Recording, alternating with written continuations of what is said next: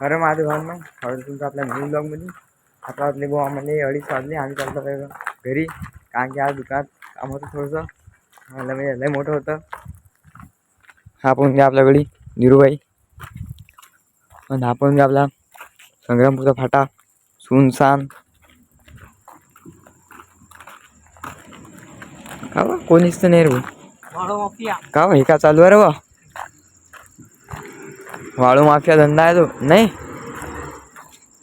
फार का जोरात ट्रक चालतात इथं. धंदा आता असते पुढे डायरेक्ट रात्री 12च्या पुढे काही असो. कारण की मग रात्री कसं त्याला पकडणार कोण नसते.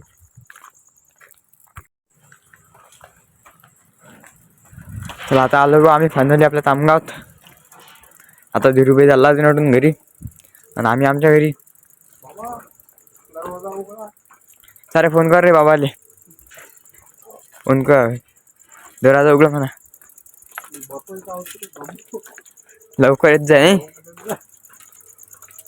पण बाबू काही लवकर येत नाही. बाबूला पाहिजे उशीर. बाबू बाबू चालला भाऊ धीरूभाई तिकडे. आता आम्ही आमच्या घरी. बाहेर भाऊ आपल्या शिवाजी महाराजची मूर्ती आणि आपला शिवाजी चौक. चला आठवण लागतं आपल्या समोरच्या गल्लीत आणि तडून घरी आपल्या. ते चालणार मग फायनली पोहोचलो घरी. आता मस्त झोपतो. कारण की आता फायनली 2:30 वाजले पोळी. कारण की आम्हाला माहिती होतं दुकानाला काम आहे म्हणून जेवण मस्त करून घेतलं. काही टेन्शनचं काम नाही म्हटलं. आता जेवण केलं आणि डायरेक्ट दुकानात जा काम करा वापस या. कारण काय म्हणजे समजलं होतं की भाऊ टाईम लागेल थोडासा. म्हटलं जेवण करून घ्या. किती टाईम लागतो काही टेन्शन नाही. आणि सोबत आपलं धीरूभाई होतं तुम्हाला माहिती आहे.